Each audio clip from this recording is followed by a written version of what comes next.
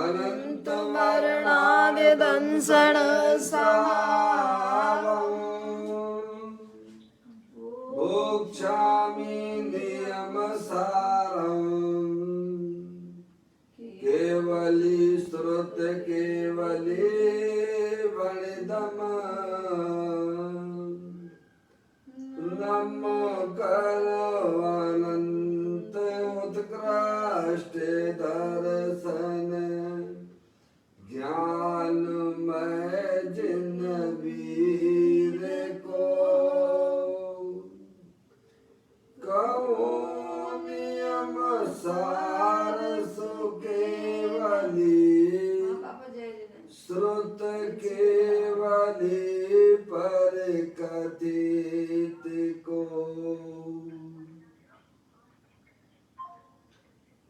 श्री नियम सार नामक परम आध्यात्मिक ग्रंथ स्वाध्याय हेतु में विराजमान है। आज से 2000 वर्ष पहले इस महान पवित्र ग्रंथ की रचना आचार्य श्री कुंद देव द्वारा इसी पवित्र भूमि पर की गई और इसके टीकाकार पदम प्रमलधारी देव मुनराज हैं। ग्रंथ का नाम श्री नियम सार जी है।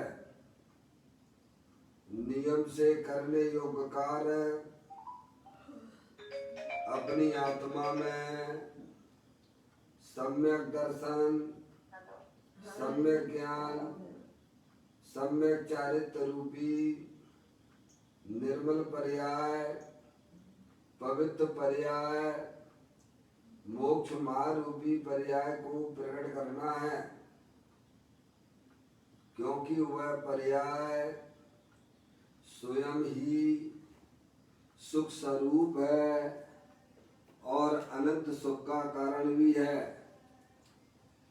अनादि काल से हमारे आपकी आत्मा में पर को अपना जानने वाली, पर को अपना मानने वाली, पर के साथ संबंध रखने वाली ऐसी मोह राग देश रूपी मलिन पर्याय, अपवित्र रूप पर्याय प्रकट है, जो स्वयं दुख स्वरूप है और अनंत दुख का कारण भी है।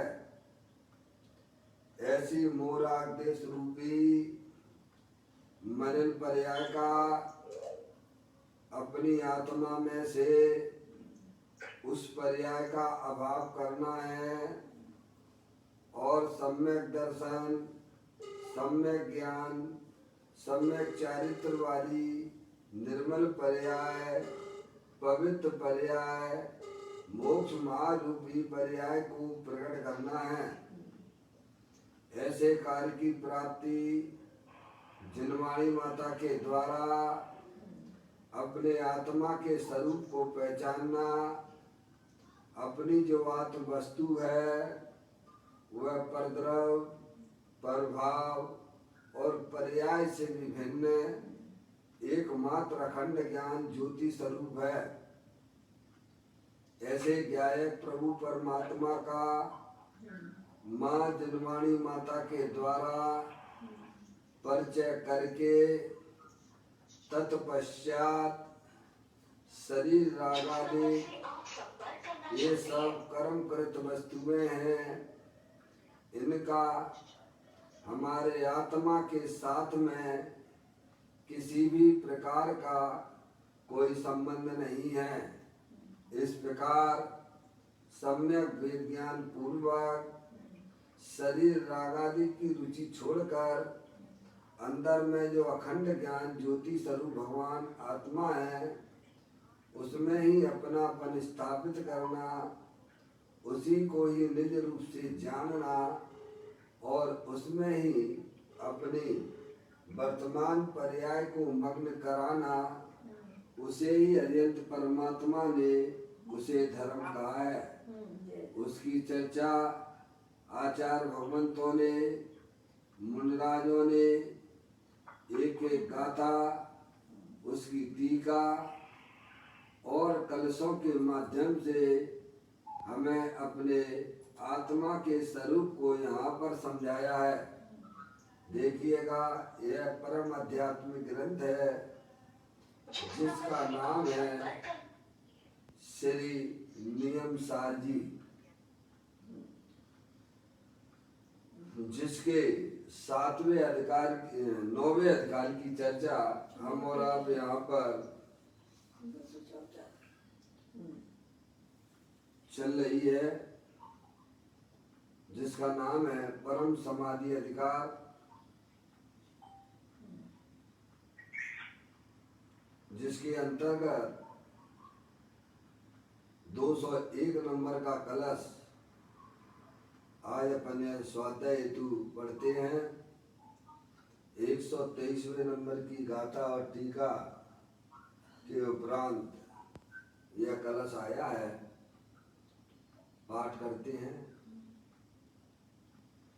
निर्विकल्प चैतन्य समाधि में सदैव जो रहता है, द्वैत व द्वैत विकल्प रहित आत्म को मैं बंधन करता हूँ।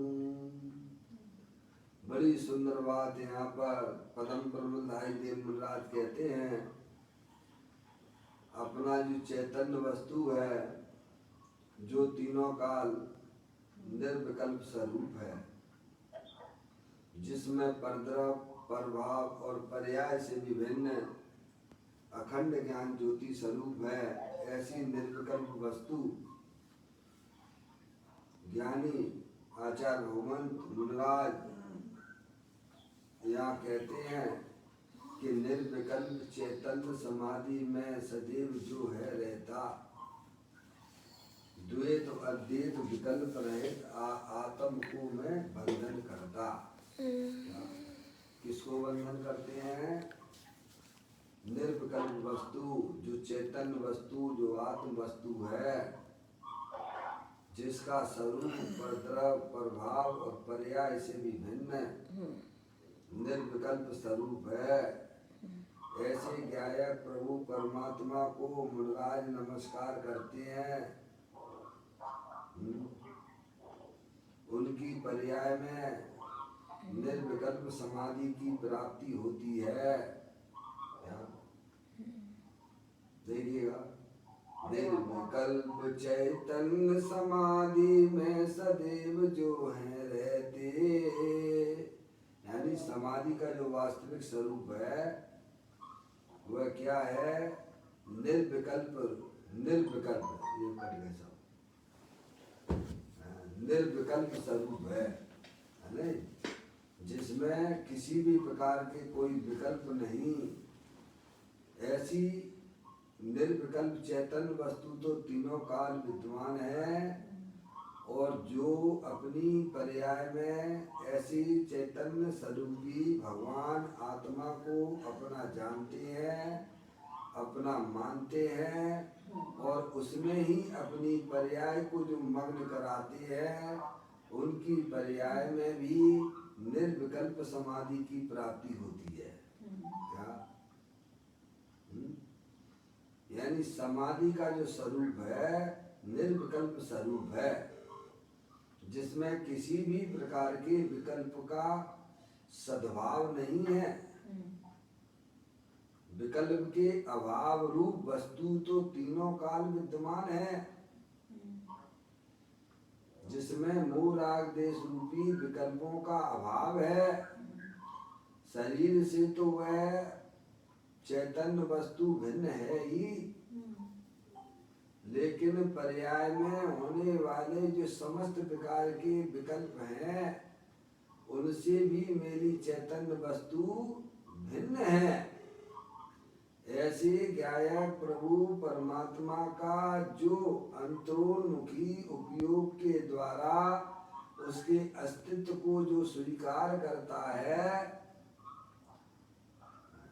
ऐसी चैतन्य वस्तु को जो अपना मानता है और उसमें ही अपनी पर्याय को मग्न कराता है, उसकी आत्मा में निर्विकल्प समाधि की प्राप्ति होती है। क्या भाई साहब? वीतराग दशा, आनंद दशा की प्राप्ति होती है। पदम प्रमलधारी देव मुनिराज हमें यही समझाने का प्रयत्न कर रहे हैं। क्या वस्तु तो तीनों काल निर्विकल्प स्वरूप है और ऐसे गायक प्रभु परमात्मा में जो अपनापन स्थापित करते हैं, उसे जो अपना जानते हैं और उसमें ही अपनी पर्याय को मग्न कराते हैं, उनकी पर्याय में निर्विकल्प समाधि की प्राप्ति होती है। भगवान यानी समाधि का जो स्वरूप है वह निर्विकल्प स्वरूप है, विकल्प के रहित स्वरूप है। वस्तु तो तीनों काल निर्विकल्प स्वरूप है ही, क्या लेकिन अंतर्मुखी उपयोग के द्वारा जो पर्याय उसका आश्रय लेती है, उसकी पर्याय में भी निर्विकल्प स्वरूप की प्राप्ति होती है। उसे भगवान मोक्ष मार्ग कहते हैं। भैया ऐसे निर्विकल्प वस्तु को पदम प्रमलधारी देव मुनिराज कहते हैं कि मैं उसे नमस्कार करता हूँ, मैं उसे बंधन करता हूँ। कैसे करते हो प्रभु, मुझे भी तो सिखा दो। तो कह रहे हैं, बता रहे ना कि चैतन्य वस्तु सदा काल शरीर से भिन्न है। चैतन्य वस्तु सदा काल रागादिक परिणामों से भिन्न है। ऐसे अंतर्मुखी उपयोग के द्वारा उसमें अपनापन स्थापित जिन जीवों ने किया है, उनकी पर्याय में निर्विकल्प समाधि की प्राप्ति होती है। उसे भगवान जो है समाधि कहते हैं। यानी जब तक पर्याय परद्रव प्रभाव और पर्याय का अवलंबन ना छोड़कर अपने गायक प्रभु परमात्मा का आश्रय नहीं लेती है, तब तक किसी भी जीव की पर्याय में निर्विकल्प समाधि की प्राप्ति नहीं होती है। जिन जीवों को अपनी आत्मा में समाधि की प्राप्ति करना है, उन्हें अपने भगवान आत्मा के स्वरूप को पहचानना चाहिए। देव देवल में विराजमान भगवान आत्मा सदाकाल निर्विकल्प स्वरूप है, विकल्प के अभाव स्वरूप है, मोह देश के परिणाम के अभाव स्वरूप है, आनंद स्वरूप है। भगवान आत्मा वीतराग स्वरूप है, सुख शांति के भंडार स्वरूप है। यह बात हमें पदम प्रमलधारी देव मुनिराज जगत के समस्त जीवों को यही समझाने का बात करते हैं। मैं तो निर्विकल्प रूप से अपने भगवान आत्मा के पास में रहता हूँ, मुझे किसी प्रकार का कोई अब विकल्प नहीं रहा है। समझ गए नहीं आप? अशुभ विकल्पों को तो छोड़ो, शुभ विकल्पों का भी जहाँ पर प्रवेश नहीं है, ऐसा भगवान आत्मा सदाकाल विद्यमान है। और जो जीव उसका आश्रय लेते हैं, उनकी पर्याय में निर्विकल्प समाधि की प्राप्ति होती है। आत्मा में अनंत शक्तियां हैं। कितनी शक्तियां हैं पापा? आत्मा में कितनी शक्तियां हैं? अनंत शक्तियों के भंडार स्वरूप वाला है। समझ में आया भगवान? आचार्य अमृतचंद देव ने समय सार जी के अंदर 47 शक्तियों की बात की है। कितनी शक्तियों की बात? 47 शक्तियों की बात की है। उसमें जो है 23वें नंबर की शक्ति आई है। 47 शक्तियों के क्रम में 23वें नंबर की शक्ति आई।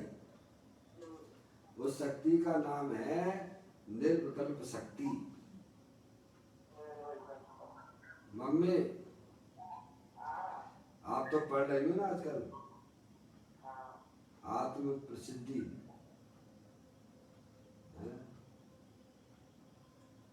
कौन सी शक्ति है? 23वें नंबर की शक्ति का नाम निर्विकल्प शक्ति है। क्या? उस शक्ति का नाम ही निर्विकल्प शक्ति है। शक्ति कहो, स्वभाव कहो, गुण कहो, एक ही बात है। क्या? शक्ति कहो, स्वभाव कहो, गुण कहो, एक ही बात है। मम्मी बराबर है। चैतन्य वस्तु तीनों का निर्विकल्प स्वरूप है। उसकी क्या परिभाषा की है? परिभाषित किया है, निर्विकल्प स्वभावी आत्मा निष्कंप रहता है सदा। क्या? निष्कृत शक्ति है। निष्कृत शक्ति है। निष्कृत कहो, निर्विकल्प कहो, एक ही बात है। क्या समझ गए आप? निष्कृत स्वभावी आत्मा निष्कंप रहता है सदा। ऐसा भगवान आत्मा निर्विकल्प स्वरूप है।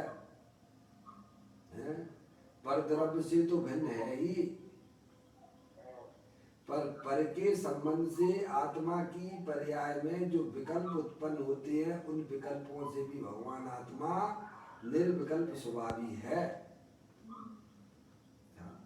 निष्कृत स्वभावी आत्मा निष्कंप रहता है सदा। सदा रहता है, अपने में रहता है, अनंत शक्तियों सहित रहता है। ऐसे ज्ञायक प्रभु परमात्मा को मुनिराज उसे नमस्कार करते हैं। कैसे करती होंगी नमस्कार? क्यों हाथ जोड़ के करते होंगे नमस्कार? अरे बोलो ना भगवान। ऐसे स्वरूप को जानकर। अरे मुनिराज उस आत्मा को कैसे नमस्कार करते होंगे? हाथ जोड़ के नमस्कार करते हैं कि साष्टांग लेट के नमस्कार करते हैं? पापा मुनिराज जो है निर्विकल्प जो चैतन्य वस्तु है उसको नमस्कार करते हैं। तो वे नमस्कार हाथ जोड़ के करते होंगे कि वे जो है लेट के साष्टांग लेट के नमस्कार करते होंगे?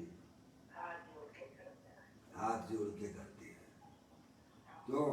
अरे बोलो बोलो, अपने अपने पक्ष तो बोलो भगवान।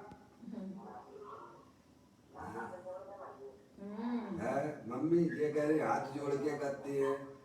आप क्या बता रहे हो कैसे करते होंगे नमस्कार? जोड़ के करते ना, अष्टांग के साष्टांग नमस्कार लेट के करते होंगे। अरे तो कैसे करते हैं भगवान? नमस्कार तो लिखिए इसमें। नमस्कार यहाँ तो स्पष्ट लिखा हुआ है कि भैया द्वैत अद्वैत विकल्प रहित आत्मा को मैं बंधन करता हूँ। महाराज क्यों मम्मी?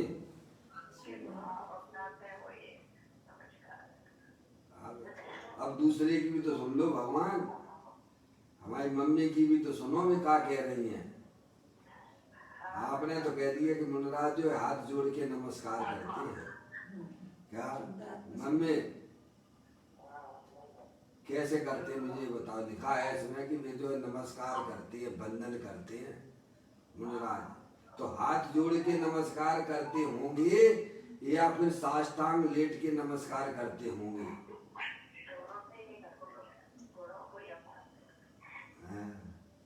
मम्मी बोलने नहीं, क्या बात है? मैं 5 बार बोल चुका हूँ। मम्मी आपकी आवाज नहीं आ रही है, क्या बात है? हाँ तो बोलो ना, अच्छी तरह बोलो कि मुनिराज कैसे नमस्कार करते होंगे भगवान।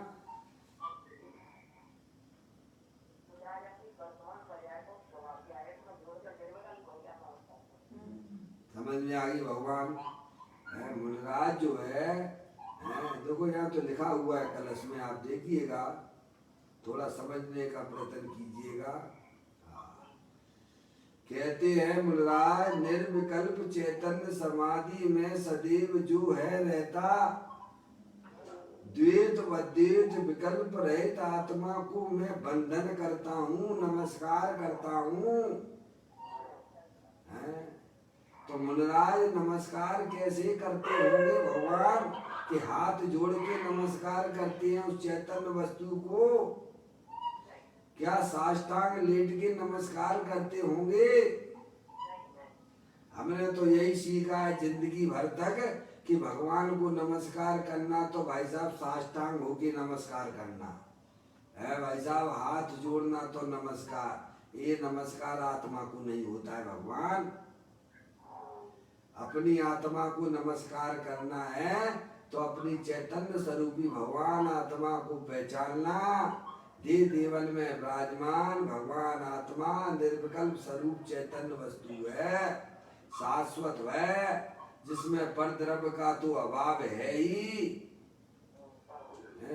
पर के आश्रय से जो उत्पन्न होने वाले समस्त प्रकार के विकल्पों का भी अभाव है। ऐसे अंतर्मुखी उपयोग के द्वारा जो चैतन्य वस्तु को अपना जानता है, अपना मानता है और उसमें ही अपनी पर्याय को मग्न कराता है, वही वास्तविक नमस्कार कहलाता है।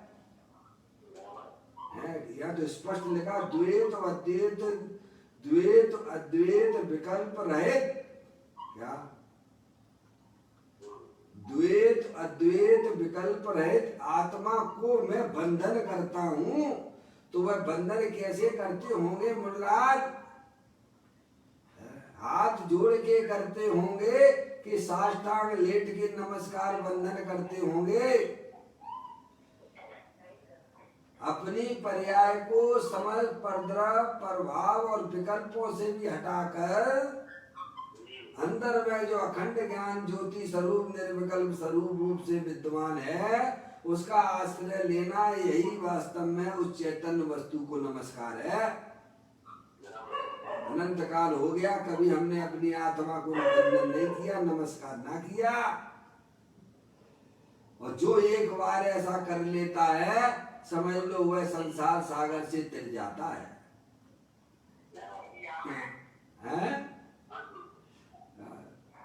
छुल्लंग महाराज जी, आप लेट हो गए, आपका फोन बंद था।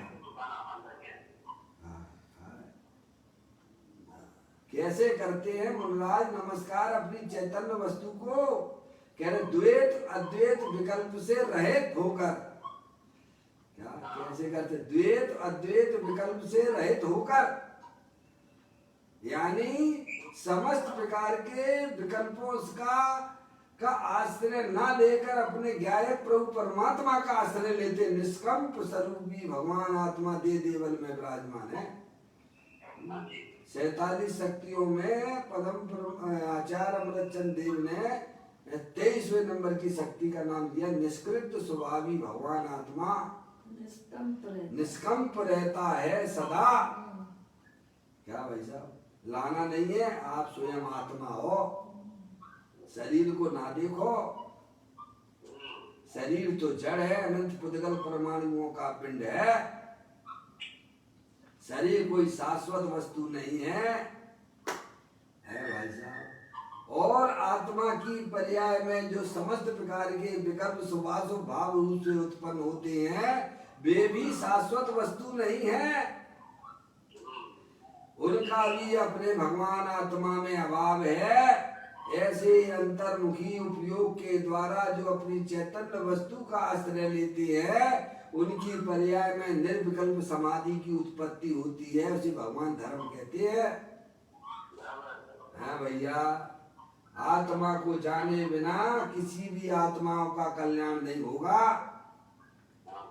अपनी आत्मा को पहचाने बिना किसी भी आत्माओं का कल्याण नहीं हो सकता है।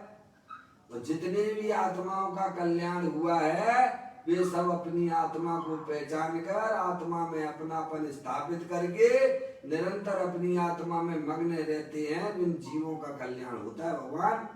अगर हमें संसार सागर से तैरना है, समस्त प्रकार के दुखों का अभाव करना है, तो अंदर में दे देवन में विराजमान अपनी चैतन्य वस्तु को पहचानो,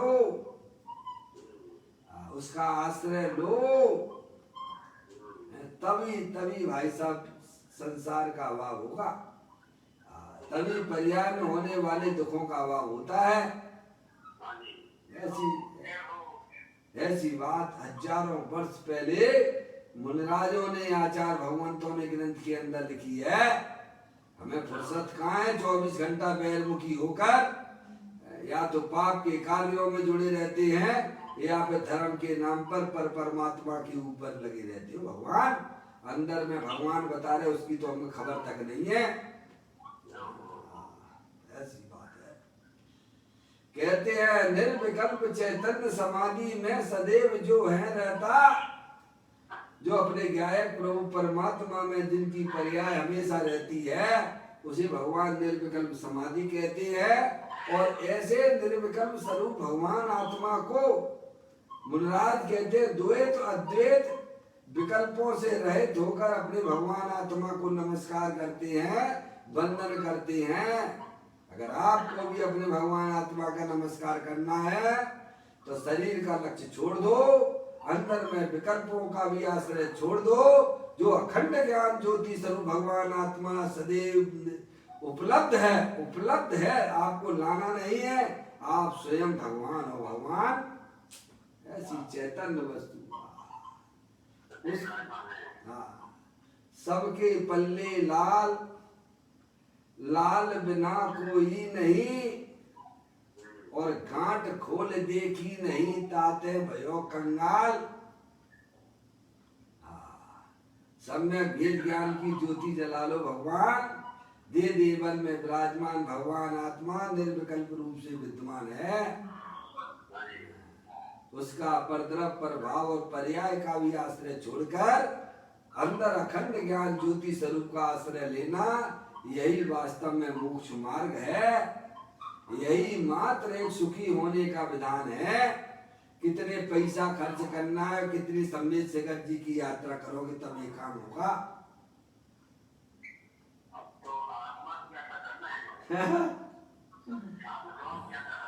बस मैं आत्मा हूँ, आत्मा हूँ, आत्मा हूँ, मैं तो ज्ञाता दृष्टा भगवान आत्मा हूँ, ऐसी स्वीकार करना और उस आत्मा के साथ में केली करो, खेलो। उसको भगवान ने धर्म कहा है। भगवान देखिएगा, अब पूज्य गुरुदेव श्री इसी की बात का व्याख्यान कर रहे हैं, बताएंगे आपको, वो भी समझाएंगे आज मुनिराजों के हृदय को।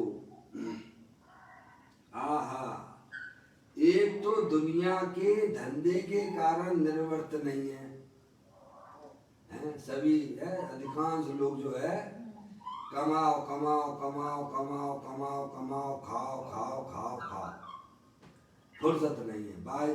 भाइयों को कमाने से फुर्सत नहीं है और भाइयों को बनाने से फुर्सत नहीं है। अब कहाँ है तुम्हें बोलो।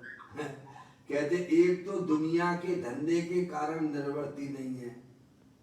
एक बात पूज्य गुरुदेव श्री समझाते हैं, निर्वर्ती मिले और 1 घंटे भी सुनने जाए, क्या पहले तो उसे जो है फुर्सत ही नहीं है, पैसा कमाने से फुर्सत नहीं है, यार दोस्तों मिलने से फुर्सत नहीं है, भाई रिश्तेदारी निभाने से फुर्सत ही नहीं है।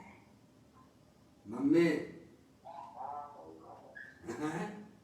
कभी इनके यहाँ जाने वे पैदा हो गए, वे मर गए, इनकी रिश्तेदारी इनकी रिश्तेदारी इनकी रिश्तेदारी इनकी रिश्तेदारी हैं, मैं फुर्सत ही नहीं है।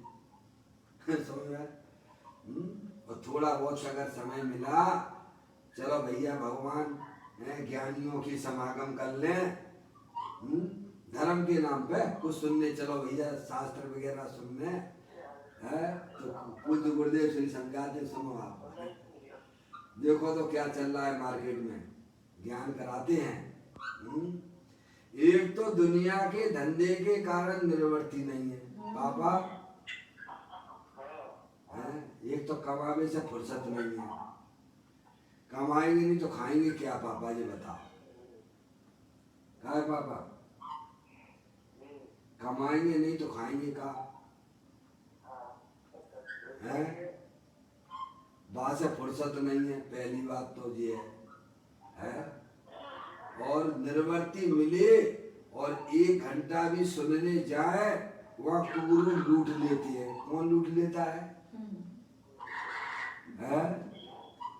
जैसे कैसे मान लो 1 आध घंटा निकाल भी लिया तो ऐसी जगह पहुंच गए वे तुम्हारी सारी संपत्ति और लूट लेते हैं। कुगुरु मिल गए।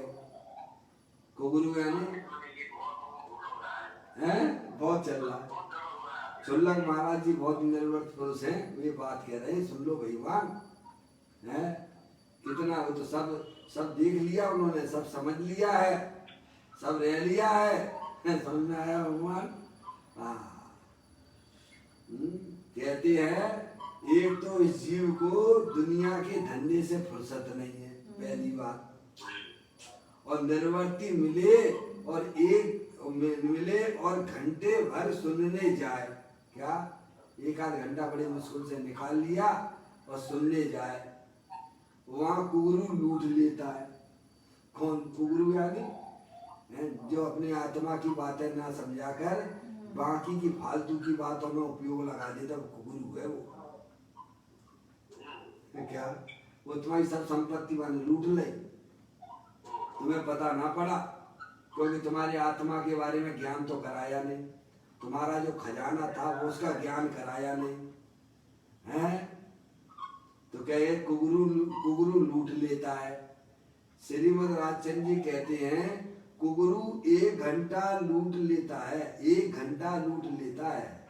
उसे व्रत कैसे लूट लेता है और उसे पता नहीं पड़ता धर्म के नाम पर कैसे लूट लेता है। वो समझेगा हमें तो बड़ी धर्म की बात बता रहे थे। तो कहते उसे व्रत नियम और तप भी में धर्म मनवा ले। क्या कहते काय में धर्म मनवा ले? व्रत नियम और तप में धर्म मनवा ले। व्रत पाल लो भाई साहब, प्रतिमा ले लो, अणु व्रत धारण कर लो, समझ में आया? काय का उपदेश देंगे भगवान? दान दे दो, भगवान की प्रतिमा पधरवा दो, इंद्र बन जाओ तुम, इंद्र बन जाओ तुम, पैसा दान दे दो भगवान। पर जीवों की दया पालो। तुम तो पहले अपनी आत्मा की दया तो पाल ले भगवान। तुम्हें अपना घर तो संभलता नहीं, दूसरे की दया क्या खाक पालोगे तुम? चल्लक महाराज जी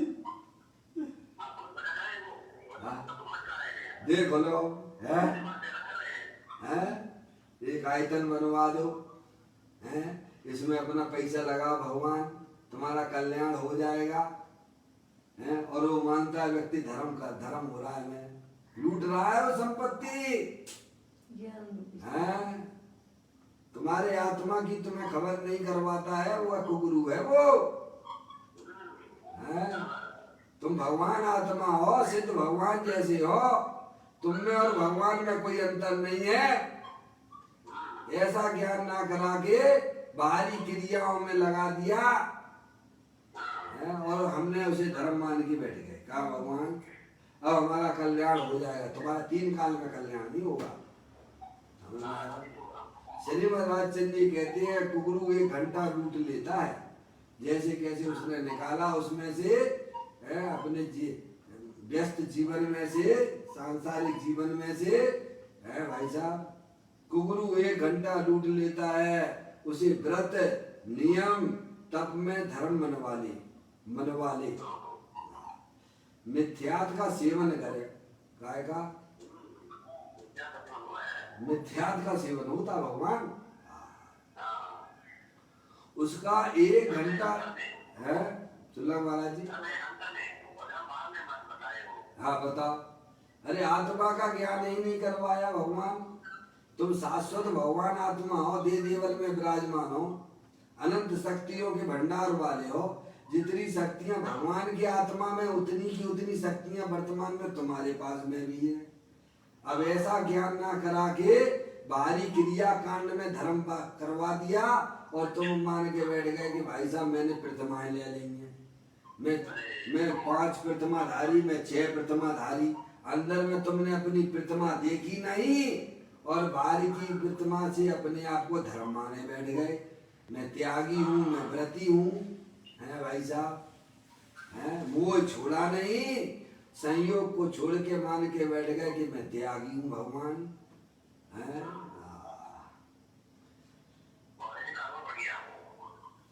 है चुल्लर महाराज जी। अहंकार हो जाता है भगवान। मनुष्य पर्याय मिली है, अपनी आत्मा का ज्ञान करो, अपने आत्मा को पहचानो। भगवान आत्मा जीवन में शाश्वत रूप से विद्यमान है, अखंड ज्ञान ज्योति स्वरूप है, जिसने परद्रव्य को तो ग्रहण किया नहीं है, जिसने विकल्पों को भी ग्रहण नहीं किया, ऐसा भगवान आत्मा निर्विकल्प स्वरूप ही शाश्वत विराजमान है। ऐसे गायक प्रभु परमात्मा का आश्रय लेना, उसको भगवान ने धर्म कहा है। श्रीमद राजचंद्र जी कहते हैं 1 घंटा उसे मिला, व्यस्त कार्यों से, दुकान धंधे से फुर्सत निकाली और ऐसे कुगड़ू के पास पहुंच गया कि व्रत ले लो, नियम ले लो, तब में धर्म बनवा ले। पहले ही मान्यता उसकी ऐसी थी और मिथ्यात्व को सेवन करे वो क्या का, क्योंकि आत्मा परद्रव्य को ना तो ग्रहण करता है। आत्मा में एक त्याग उपादान शून्य तो नाम की शक्ति है मम्मी, है 16वें नंबर की शक्ति है, 16वें नंबर की शक्ति है। तो वो आत्मा में ही है कि सभी द्रव्यों में भगवान ही, और बता दो मुझे सभी द्रव्य चुल्लक महाराज जी, सभी द्रव्यों में है, सभी द्रव्यों में है।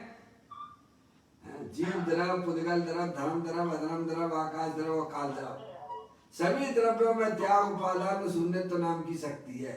इसीलिए विश्व की व्यवस्था अनादि अनंत टिकी हुई है। ये विश्व की व्यवस्था अनादि अनंत क्यों टिकी हुई है? क्योंकि प्रत्येक वस्तु त्याग उपादान शून्यत्व शक्ति से सुशोभित है, मंडित है। पर द्रव्य को ना तो ग्रहण करता है, ना पर द्रव्य को कोई छोड़ सकता है। ऐसी देवन में विराजमान भगवान आत्मा चैतन्य वस्तु भी ऐसी है, जिसने ना तो आज तक पर द्रव्य को ग्रहण किया है और ना पर द्रव्य को यह छोड़ सकता है। वो तो है ऐसा अनादि अनंत वस्तु स्वरूप है। चलो ये गया क्या कहते हैं? इसलिए श्रीमद राजचंद्र ने यही तो कहा है, जे स्वरूप समझे बिना पावे दुख अनंत, समझाऊं ते पद नमू श्री सदगुरु भगवंत। पंच परमेष्ठी अपने आत्मा के स्वरूप को बताने वाले हैं, अपनी आत्मा के स्वरूप को समझाते हैं। और ये काम तो ना किया और बाद में क्रिया कांड को लगा दिया है और उसको यह धर्म मान के ठग गया। क्या हो गया? ठग तो गया ही। कितनी बड़ी मुश्किल से ये मनुष्य पर्याय इसको मिली, अरिहंत परमात्मा का समागम भी मिला, माँ जन्मानी माता भी मिली, लेकिन विपरीत दिशा में चला गया। वो ठग गया, ये कह रहे ठग गया वो, क्योंकि अपने आत्मा का ज्ञान नहीं कराया ना, इसलिए ठग गया वो, अपनी संपत्ति का। हाँ कहते हैं उसका 1 घंटा लुट गया। श्रीमद कहते हैं, अरे रे तत्व की बात बिना, प्रभु तत्व की बात बिना अनंत काल से भटकता है।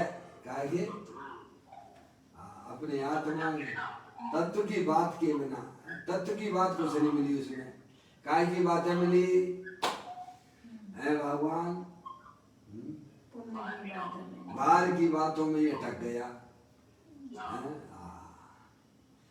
कह रहे तत्व की बात बिना प्रभु अनंत काल से भटकता है। काय की तत्व की बात नहीं है उसके पास, ज्ञान ही नहीं है उसे। तो तत्व की बात बिना प्रभु अनंत काल से भटकता है। निज जाति को जाने बिना पर जाति से कुछ मुझे होगा। निज जाति को, निज जाति यानी चैतन्य जाति अपनी जाति है, जो सिद्ध भगवान की जाति है उस जाति का मैं हूँ। सिद्ध भगवान आत्मा है कि नहीं है? और हम भी तो आत्मा ही तो हैं। हम सिद्ध भगवान की जाति के हैं, वे चैतन्य जाति के हैं तो हम भी चैतन्य जाति के हैं। ये जड़ जाति के नहीं है। अपन शरीर की जाति को ना देखो। कहते निज जाति को जाने बिना पर जाति से कुछ मुझे होगा, मुझे पर तरफ से कुछ लाभ होगा, यह मान्यता मिथ्यात है। मिथ्यात सबसे बड़ा पाप कहलाता है जिंदगी में।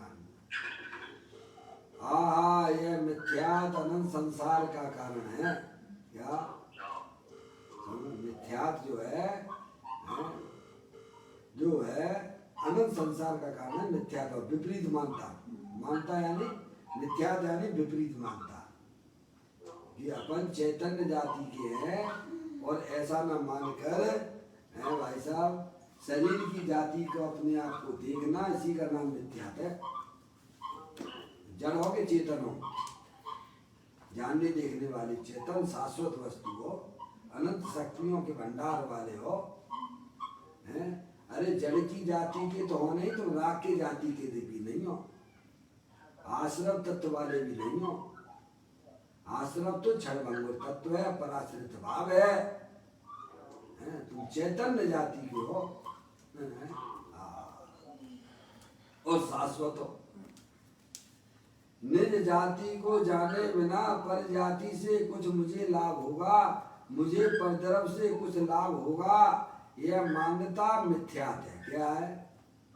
पर के आश्रय से मुझे लाभ होगा, ऐसी जो मान्यता है वह मिथ्यात परिणाम है। अपनी आत्मा से लाभ होगा कि पर से लाभ होगा? अपनी आत्मा से। और मान लिया क्या ये व्रत करो, तप करो, अनुव्रत ले लो, महाव्रत ले लो, तुम्हें जो है धर्म हो जाएगा। समझ में आई भगवान? बड़ी सुंदर सुंदर बातें हमारे ग्रंथों के अंदर विद्यमान है।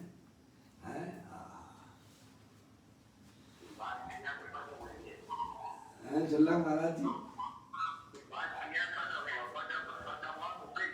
फिर परद्रव को अपना जानना, परद्रव के आश्रय से धर्म होगा, है वो तो मिथ्यात है ना। अपनी आत्मा के आश्रय से धर्म होगा कि पर के आश्रय से धर्म होगा? अरे मंदिर में जाके भगवान को देखते हो तो भगवान किसको देखते हैं? मुझे समझा दो प्रभु। किसका आश्रय लिए हुए है? मुनराज है, वे किसका आश्रय लिए हुए है? चैतन्य गुफा में मुनिवर बसते, अनंत गुणों में केली करते, एक ही भाव न पाए मन में मधुबन में, होली खिल मुनराज शिखर बन में, वे अखिल बन में मधुबन में।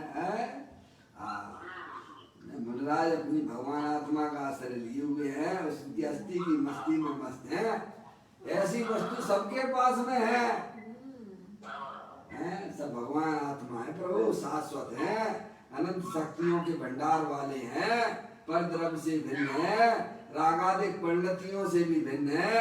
ऐसी चैतन्य भगवान आत्मा का आश्रय पंच परमेष्टि लेते हैं और हमें खबर तक नहीं है। भगवान बाहर की क्रियाओं को हमने धर्म मान के बैठ गए प्रभु। बताओ कैसे होगा इस जीव का कल्याण? अरे पराश्रित दुख का कारण है कि सुख का कारण है? और उसको हमने मान लिया धर्म, तो संपदा लुट गई कि नहीं लुट गई अपनी? चले थे धर्म करने और भाई साहब ऊपर से मिथ्यात को और पुष्ट कर लिया तुमने।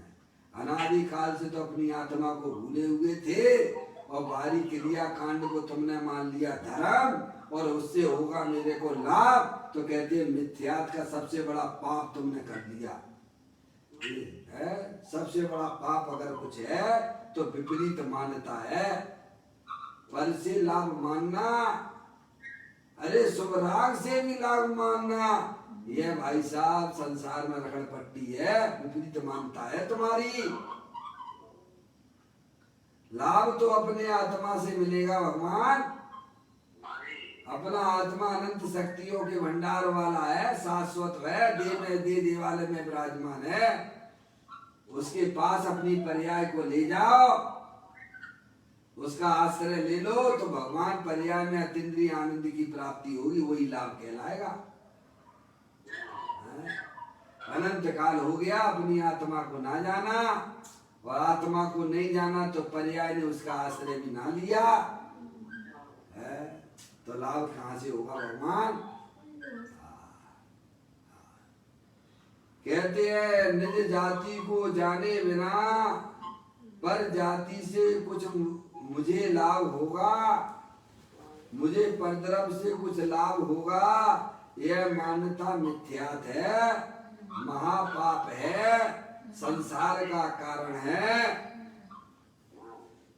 इसीलिए तो ज्ञानी लिखते हैं, उसमें जो पंडित टोडरमल जी साहब ने लिखा है, इस भवतर का मूल एक जानो मिथ्या भाव, ताको कर निर्मूल करिए मोक्ष उपाय। क्या इस भवतर का मूल एक जानो मिथ्या भाव, ताको कर निर्मूल अब करिए मोक्ष उपाय। ये विपरीत मानता अब तो छोड़ो कि परद्रव्य के आश्रय से लाभ होता है कि भाई साहब अपनी आत्मा के आश्रय से लाभ होगा, ऐसा सच्चा ज्ञान करो। परद्रव्य से जो लाभ मानता है वह जीव पामर है। पामर नहीं तो और क्या है? क्योंकि पर से आत्मा का कोई संबंध नहीं और पर से लाभ मान रहा है। मिथ्या है क्या है? अत्यंत अभाव है। अरे रागादिक भावों के बीच में भी अत्यंत अभाव पड़ा हुआ है। ध्यान चक्षु खोलना पड़ेगी। भगवान देखो ये कपड़ा है ना, ये कपड़ा व्हाइट है ना, और इसके ऊपर जो थोड़ी सी गंदगी आपको दिख रही है ना, वह गंदगी उस कपड़े से भिन्न है कि अभिन्न है? अरे ये कपड़े के ऊपर जो कपड़ा तो व्हाइट है ना, और इसके ऊपर जो आपको गंदगी दिख रही है, तो वह गंदगी उस कपड़े से भिन्न है कि अभिन्न है? ऐसे ही आत्मा की पर्याय में जो रागादिक परिणाम रूपी गंदगी दिख रही है, वो आत्मा से भिन्न है कि अभिन्न है?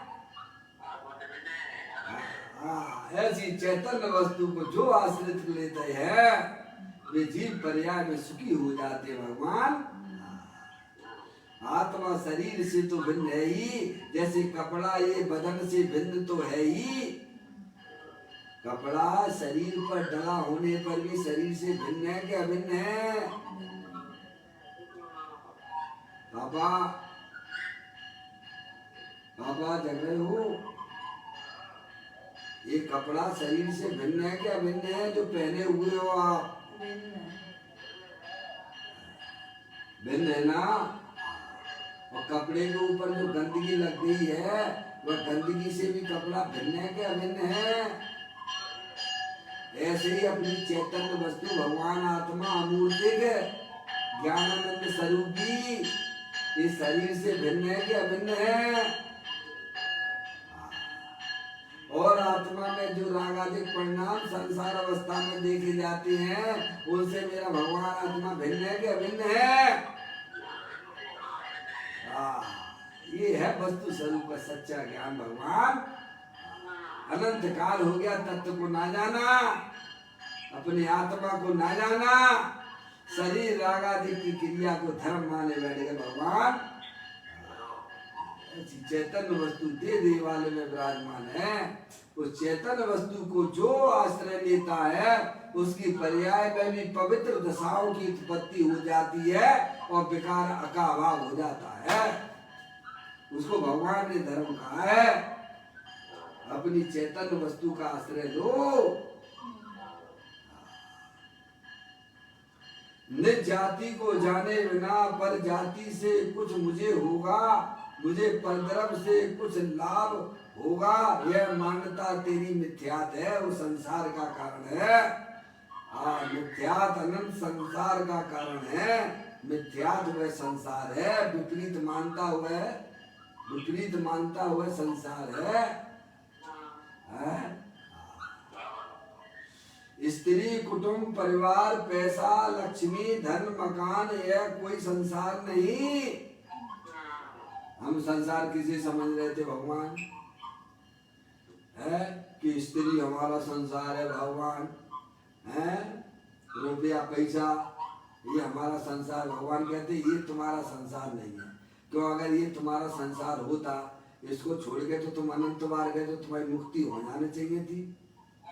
अनंत बार तुमने इसको छोड़ा है, बुद्धि पूर्वक भी छोड़ा है और वैसे भी अपने आप भी छूट जाते तो तेरी मुक्ति होना चाहिए थी। अगर ये संसार है तो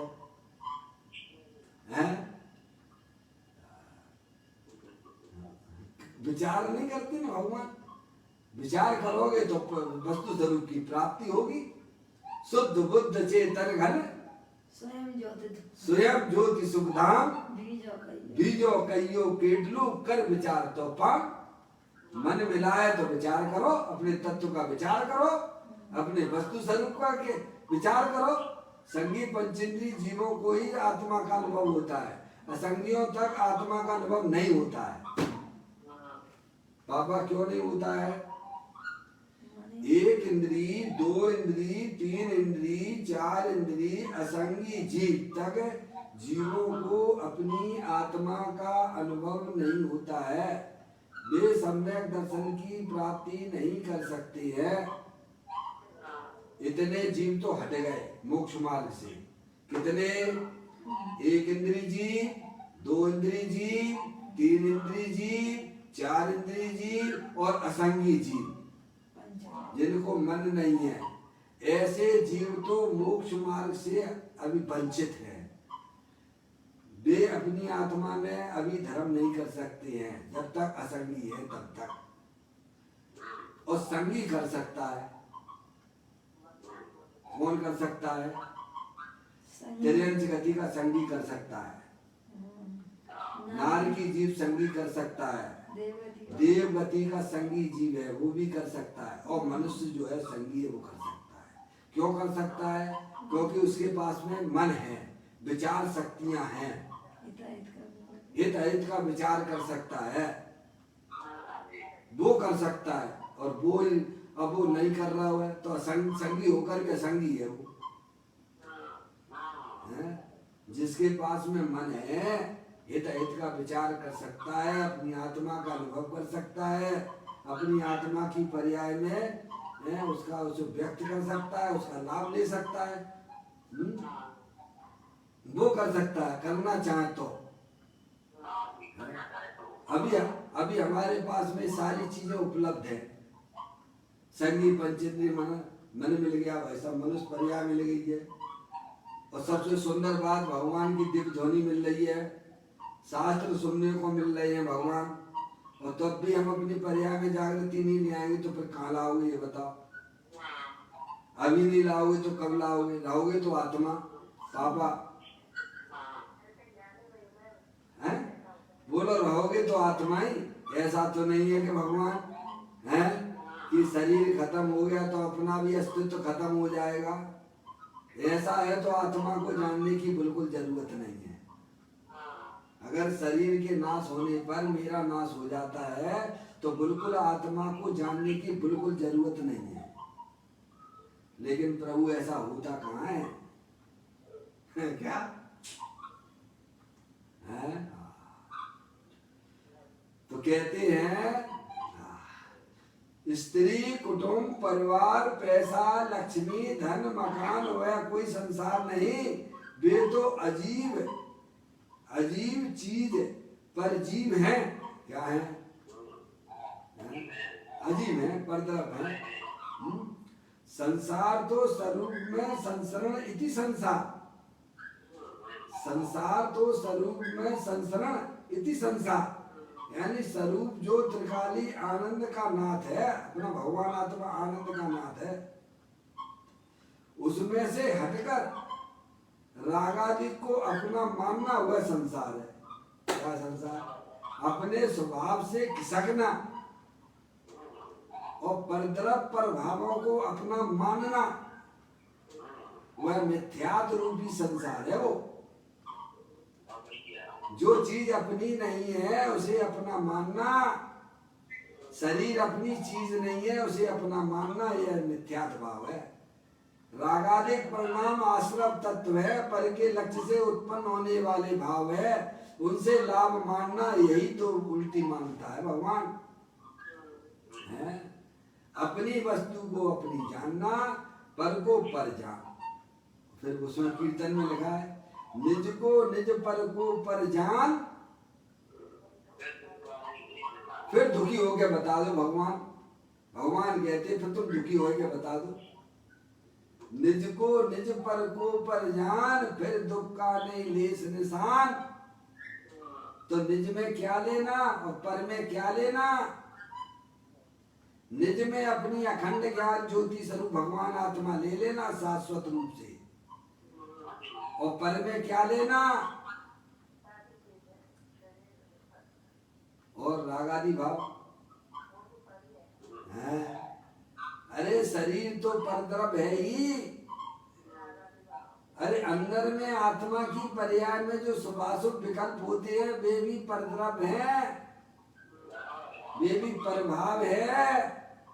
अपना अंश पर में ना मिलाना, पर का अंश अपने में ना मिलाना, उसको भगवान ने धर्म कहा है। हम तो सब मिलावट कर रहे हैं। क्या कर रहे हैं? जैसे जानवर होता है ना, है सब मिला के खाता है ना, इसीलिए ज्ञानी जीवों ने अज्ञानी जीव को पशु की संज्ञा दी है। जैसे पशु होता है ना, दाने में और भूसे में अंतर नहीं समझता है ना, सब मिला के खाता है ना, और मानता है कि मैं दाना खा रहा हूँ। क्या? भूसे का सेवन करता है, मानता है कि मैं दाना खा रहा हूँ। है ऐसे ही अज्ञानी जीव राग से धर्म मानता है कि भाई साहब कि मेरा कल्याण हो जाएगा। है शाश्वत वस्तु की दृष्टि नहीं है भगवान।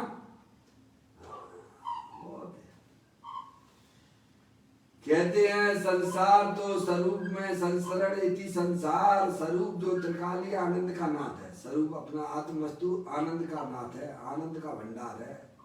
सो को शांत रस से लवालवे, ज्ञान सागर आत्मा, बेभ्रम की चादर हटा, सर्वांग पर घटे आत्मा। एवं भोजन इस लोक के सब, एक साथ नहाइए, इसे ही अपनाइए, इसमें ही मग्न हो जाइए। ये है पर्याय का धर्म। अभी बहुत सुंदर बातें आने वाली है, आप थोड़ा सुनो। हाँ, कहते हैं स्वरूप तो त्रिकाली आनंद का नाथ है, उसमें से हटकर रागादि को अपना मानना वह संसार है। क्या? रागादि भाव स्वद्रव है कि परद्रव है?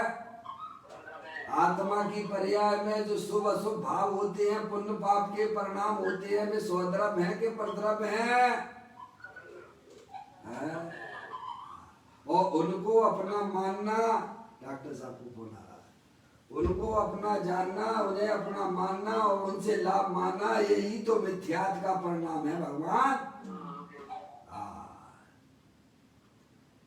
कहती है भगवान आत्मा त्रिकाल आनंद का नाथ है, उसमें से हटकर है, उसमें से हटकर यानी पर्याय अपने ज्ञायक प्रभु परमात्मा का आश्रय ना लेकर पर द्रव्यों का जो आश्रय लिए बैठी है वही संसार है, वही मिथ्या भाव है।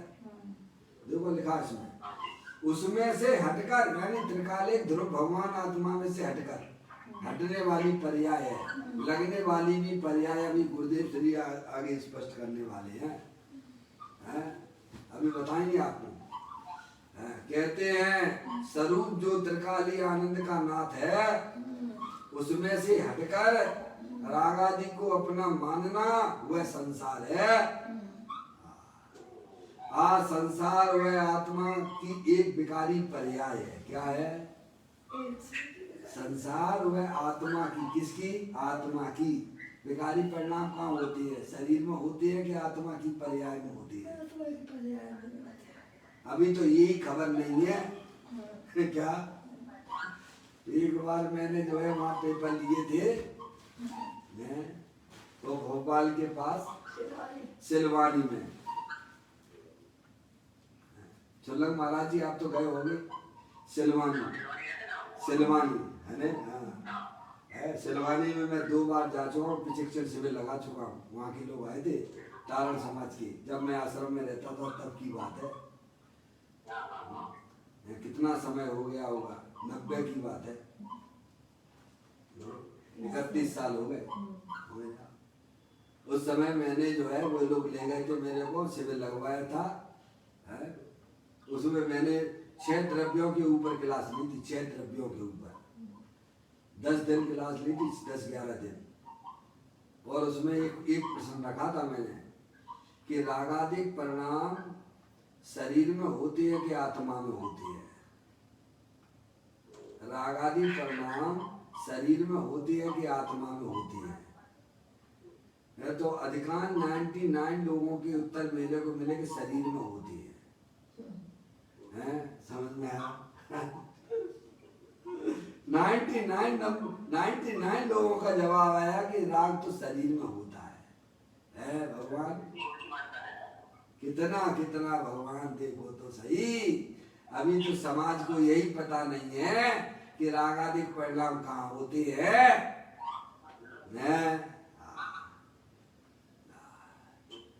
कहते हैं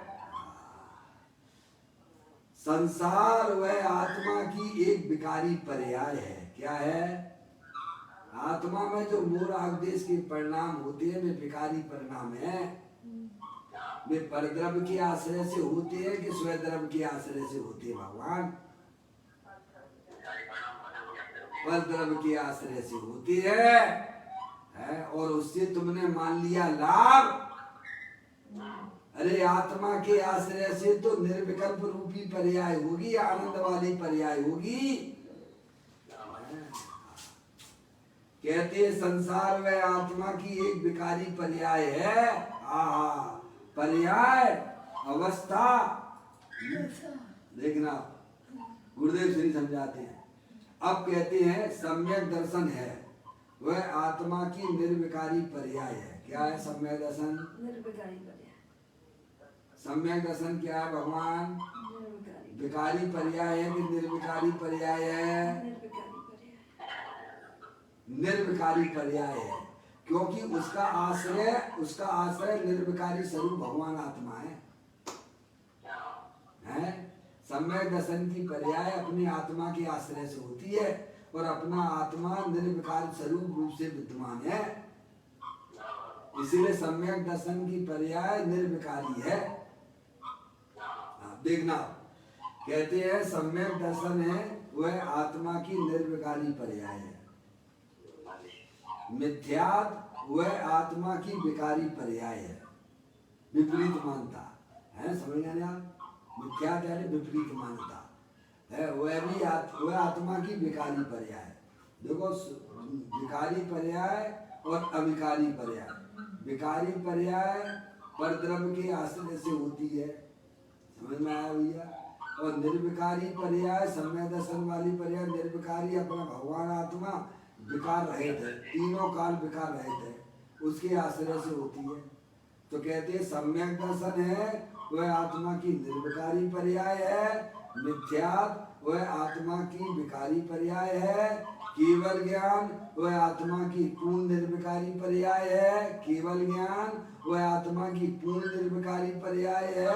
सब पर्याय है ये। क्या सम्यक दर्शन भी पर्याय है, मिथ्यात का परिणाम भी पर्याय है, और केवल ज्ञान की पर्याय भी पर्याय है। समझ रहे? अब ये ज्ञान नहीं होगा तो भाई साहब बिन जानते दोष गुणन को कैसे तजिए गई है। अब ये तत्व का ज्ञान नहीं है भगवान है? कितनी बड़ी भूल में चल रहा है समाज और धर्म करना चाहता है।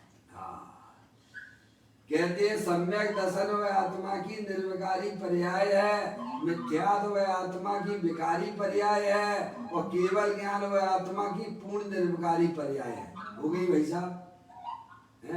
तीन पर्यायों की बात की, अशुद्ध पर्याय, एक देश शुद्ध पर्याय, और पूर्ण देश शुद्ध पर्याय। क्या ये सब पर्याय है? सब है, सब पर्याय है। गुरुदेव के सब पर्याय है, संसार पर्याय है, मोक्ष मार्ग पर्याय है, और सिद्ध पर्याय है। अब और सुन लो आगे, कहते आर्थ ध्यान पर्याय है। अनादिकाल से हमारी आत्मा की पर्याय में आर्थ ध्यान और रौद्र ध्यान चल रहा है। अभी अपन गाथा पढ़ के आए थे पीछे का है, धर्म ध्यान और शुक्ल ध्यान से जो अपनी आत्मा को ध्याता है। तो कहते आर्थ ध्यान पर्याय है, रौद्र ध्यान पर्याय है, शुक्ल ध्यान पर्याय है, धर्म ध्यान पर्याय है। ये सब पर्याय है। हाँ, इसमें अनजाने ने कभी सुना ना हो। क्या कभी ये बात नहीं सुनी हो धर्म की, उसे धर्म नहीं लगता जी। क्या जे गजा में कौन सा धर्म हो गया? अरे भाई साहब, अपनी आत्मा का ज्ञान करने का नाम ही तो धर्म है। अब जे तुम धर्म ही नहीं समझते हो, समझे नहीं आप? कहते इसमें अनजाने ने कभी सुना ना हो, इसमें कितना ध्यान रखना। अरे माणिक लाल के परिवार में होना, वहां सुना था। अब पूज्य गुरुदेव से उनकी बातें करते हैं। माणिक लाल आता है ना, गुजर गया, तो अभी तो गुजर गया, चले गए। उसके बड़े भाई गुजर गए, दोनों गुजर गए। छोटा आता है, माणिक भाई छोटा आता है। प्रभु बात बहुत सूक्ष्म है, किसी का अनादर करने की बात नहीं है। प्रभु तेरी महिमा का पार नहीं है नाथ, तू पर के आश्रय से प्रकट हो, ऐसा तू पंगु पावन नहीं है। क्या तू पर के आश्रय से प्रकट हो, ऐसा तू पंगु पावन नहीं है। पर के आश्रय से तुझे कुछ धर्म का लाभ मिले, ऐसा तू पामर नहीं है। प्रभु तेरे अंदर में इतना रतन भरा है, तेरे अंदर में इतना अनंत रतन भरा है कि चैतन्य रत्नाकर आत्मा है। जब एक रतन अनमोल है तो रत्नाकर फिर कैसा होगा, जिसकी चर्चा इतनी सुंदर वह कितना सुंदर होगा। जब एक रतन अनमोल है तो रत्नाकर फिर कैसा होगा। ऐसा भगवान आत्मा देव देवल में विराजमान है, अनंत रत्नों का भंडार है। जब सम्यक दर्शन जैसे एक रतन अनमोल है, तो रत्ना कर फिर कैसा हुआ। ऐसे अनंत रत्नों का भंडार भगवान आत्मा देव देवल में विराजमान है। कहते हैं चैतन्य रत्नाकर आत्मा है। चैतन्य की रतन का आकार सागर अंदर है। कहाँ है? कहाँ है? अंदर है। शरीर रागादिक से भिन्न होकर देखो, भगवान दिख जाएगा। तेरे अंदर है। उसकी अंदर में ध्यान में नजर करने से पर रागादिक की क्रिया का अभाव होने पर निर्मल पर्याय प्रकट हो, उसका नाम धर्म ध्यान और मोक्ष का कारण कहने में आता है। क्या कहा आपने? उसकी अंदर में ध्यान में नजर करने से क्या है? अंदर भगवान आत्मा रत्नों का भंडार है, रत्नों से सजा हुआ है, रत्नात्रय से सजा हुआ भगवान। देख लो भगवान है, उसके लिए तो ज्ञान चक्षु की जरूरत पड़ेगी। ये चमड़े की चक्षु से नहीं दिखेगा। क्या भाई साहब, ये इंद्रिय ज्ञान से नहीं दिखेगा भगवान। इंद्रिय ज्ञान तो चक्षु, ये तो इंद्रिय ज्ञान तो चमड़े का ज्ञान है, उसमें तो चमड़े चमड़ा बिलोता है, चमड़े चमड़ा दिखता है उसमें।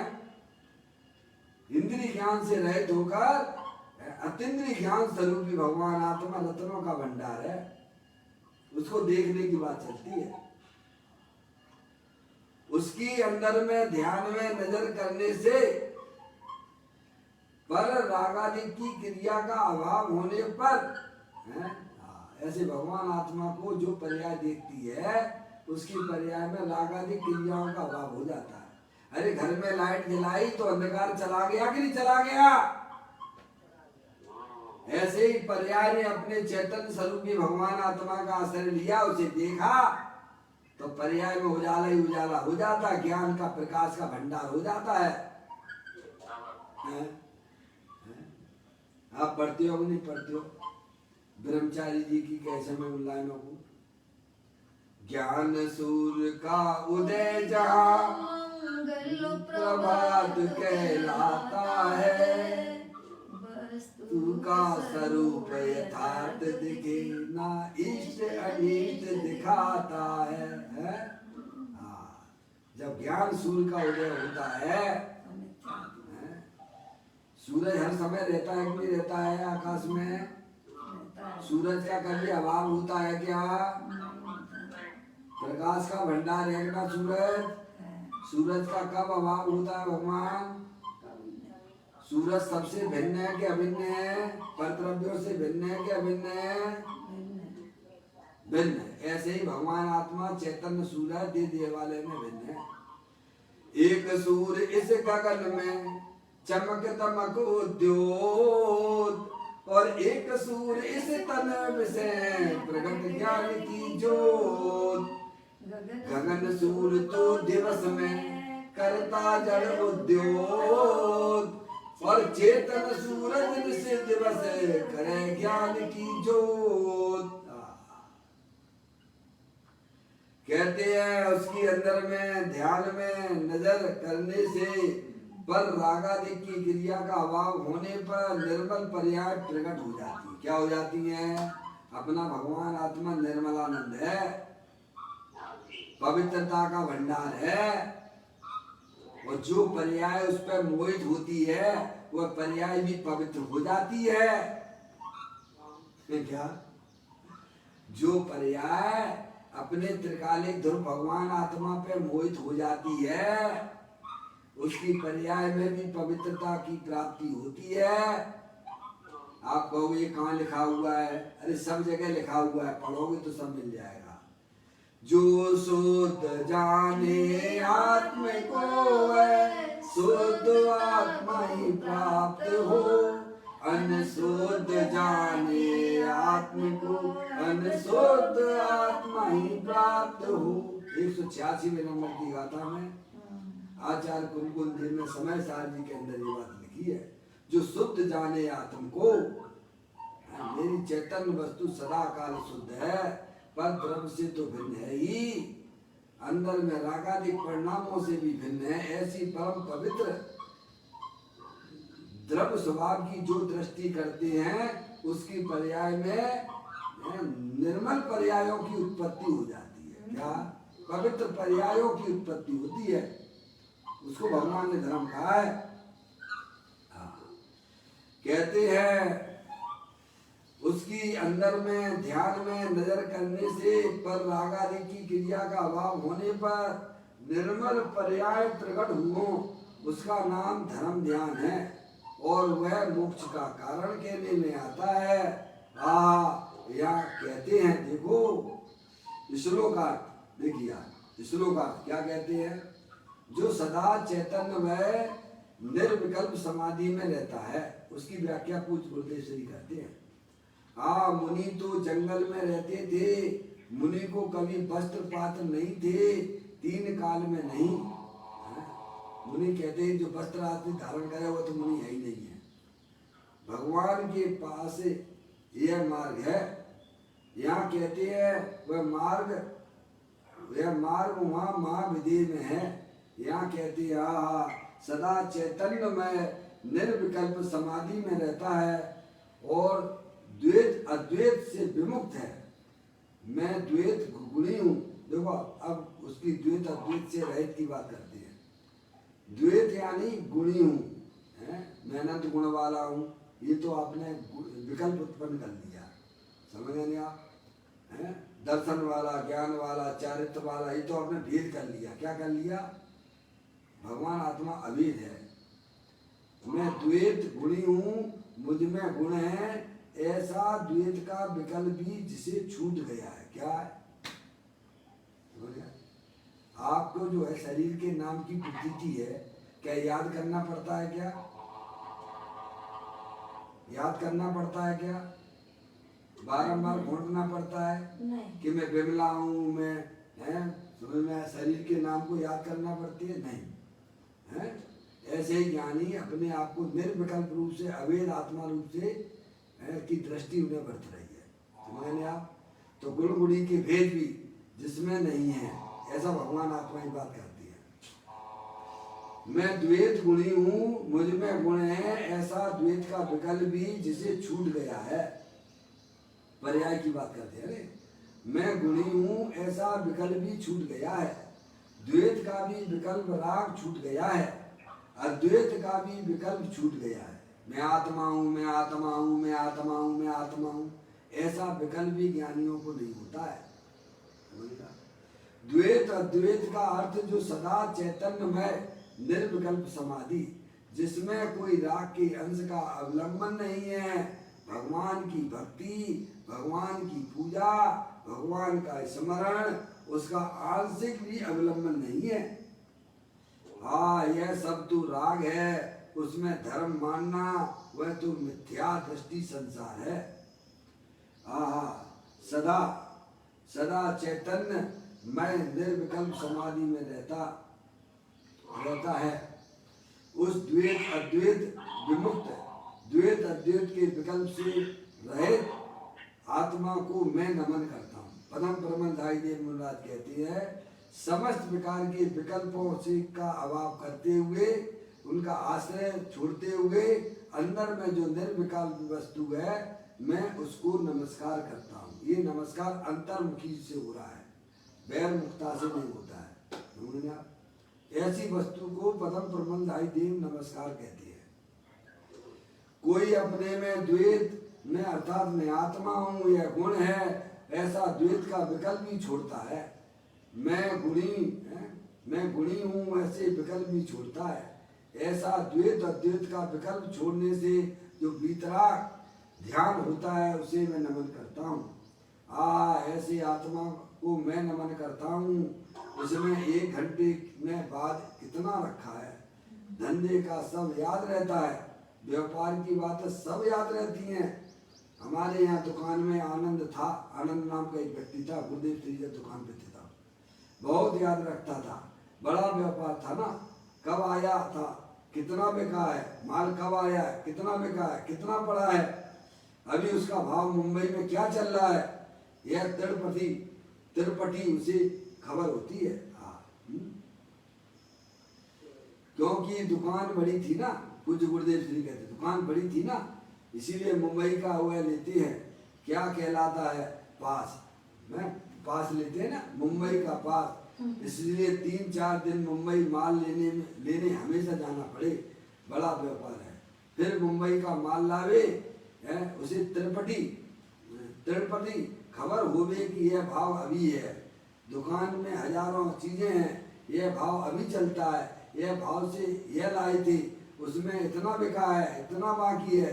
ऐसे कांति भाई तुम्हारा चूरा, हाँ कांति भाई चूरे का काम करते होंगे। जिसे जिसकी प्रीति वह उसका काम सरल लगता है। क्या? जिसको जिसकी रुचि होती है वह काम उसको सरल लगता है, उसमें उसका उपयोग रम जाता है।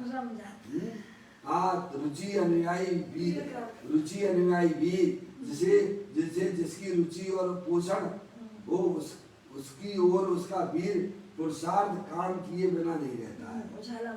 उधर ही उसका वीर लगता है, उधर ही उसका ज्ञान लगता है। जिसको जिसकी रुचि होती है उसको उस धंधे में उसका वीर लगता है। रुचि अनुयायी वीर है ना, वहाँ वह पुरुषार्थ किए बिना नहीं रहता है। न्याय से, लॉजिक से यह बात है। यह तो भीतरा तीन लोग के नाथ के न्याय की बात है। सही बात है। हाँ, रुचि जिस ओर की उस ओर वीर काम करता है। यदि पुण्य पाप की रुचि हो तो वह काम करता है। परंतु भगवान ने तो ऐसा कहा है, पुण्य पाप में रुचि करे, पुण्य पाप करता है वह नपुंसक है, वह नपुंसक है। पवैया को, हिजड़े को जैसे वीर नहीं होता है, पुत्र नहीं होता है, इसी प्रकार इसके शुभ भाव में से धर्म प्रजा नहीं होती है। थोड़ा सूक्ष्म बात है, विचार करने की बात है। इसीलिए शुभ भाव की रचना करने वाला नपुंसक है। हाँ, समय साल में आ गया है। शुभ भाव चाहे जिस प्रकार का हो, परंतु उसका स्वामी होता है, वो कर्ता होता है, वह नपुंसक है, पवैया है, हिजड़ा है। क्योंकि पवैया को वीर नहीं, इसीलिए नपुंसक को पुत्र नहीं होते, नपुंसक को पुत्र नहीं होते। इसी प्रकार इस शुभ भाव में धर्म की प्रजा उत्पन्न नहीं होती है। हाँ, गजब बातें है, कठिन पड़े मार्ग तो ऐसा है। प्रभु भगवान सीमंदर प्रभु विराजते हैं, उनकी ये सब बातें हैं। अंतिम लाइन पढ़ रहा हूँ। कहते आत्मा को मैं नमन करता हूँ, ऐसे आत्मा को मैं नमन करता हूँ जिसे द्वैत अद्वैत विकल्प छूट गया है। मैं एक हूँ, मैं गुण और गुणी दो, ऐसे जिसे राग विकल्प छूट गया है उसे मैं नमन करता हूँ। हाँ, उसका अर्थ यह हुआ कि विकल्प से कोई धर्म मानता है और वह नमन करने योग्य नहीं है। हाँ, राग से धर्म मानते हैं तो प्रलोभना करते हैं, वे नमन करने योग्य नहीं है। जो राग से धर्म माने, जिनवाणी वीतरागता को धर्म कहती है, जो राग से धर्म मनवाता है वह वास्तव में नमस्कार करने योग्य नहीं है। समझ गए? इस प्रकार की सुंदर चर्चा हमारे ग्रंथों के अंदर गाथा और कलश और टीकाओं के माध्यम से आचार्य भगवंतों ने हजारों वर्ष पहले लिखी है, जिसे हमें समझना चाहिए। इसमें ही हमारा हित की बातें हैं। इस प्रकार यह कलश को अपन ने पूरा किया। कल फिर एक नई गाथा के साथ में। निज निधि निज में बताई, यह अनंत अनंत उपकार है, उसके लिए जिन वाणी माँ को वंदना सतवार, वंदना सतवार। 9 बार नमो का मंत्र।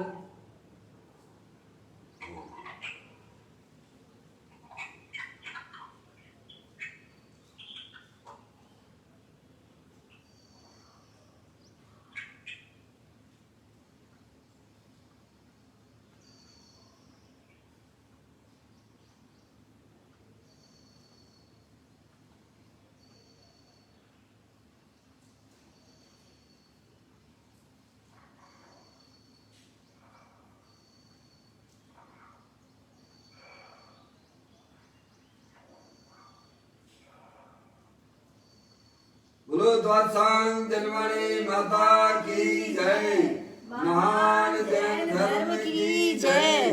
सभी सधर्मी आत्मार्थी बंधुओं को सादर जय जिनेंद्र। जय